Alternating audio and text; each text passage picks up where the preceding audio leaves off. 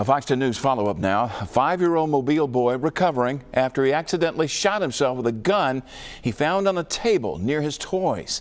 This just a few weeks after a 2-year-old accidentally shot his 12-year-old cousin at a house in South Mobile. 4 other people have been charged in connection with accidental shootings involving children over the last 2 years. Jasmine Feliciana charged with reckless endangerment in July.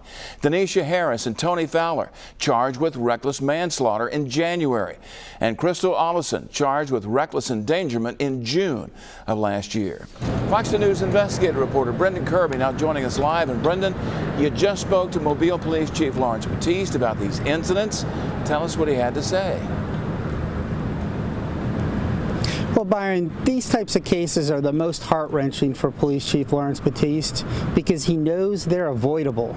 According to investigators, the child in this most recent incident got a hold of a gun that had been placed among his toys. He remains hospitalized, but police say he is improving. Meanwhile, Father Antonio Francois has been charged with reckless endangerment. Chief Batiste showed us a gun that a 2-year-old used last month to accidentally shoot his 12-year-old cousin. The serial number was intact, so it violated no law, but look at how it's been painted purple and green. To a child, it's a toy. And our goal is to, one, keep handguns out of the hands of children or those that are too young to understand the impact of what happens when you pull that trigger and what comes out the working end of that gun. A couple dozen children younger than 14 in Alabama have died since 1999 from accidental shootings. It's part of a larger trend. The state ranks just behind Mississippi in the rate of firearms deaths of all kinds. Firearms experts say tragedy can be avoided with a little common sense and a little vigilance. Jeff Stone, owner of Stone Arms in West Mobile, notes that federal law requires all handguns to be sold with trigger locks, but they're only effective when they're used. Stone urges parents to drill the dangers of firearms into their children.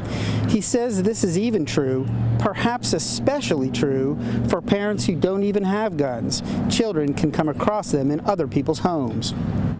Most children, especially children that access a firearm and accidentally shoot it, is because they're not trained. They're not told, don't touch this gun. Just like you tell your kids, look, if you see a rattlesnake in the backyard, you don't pick the rattlesnake up. If you hide it and you never tell your children about it, they don't know that it's not safe if they encounter it. Some parents have been charged with criminal offenses related to accidental shootings, but the chief says he's less interested in punishment than he is in awareness. Reporting live in Mobile, Brendan Kirby, Fox 10 News.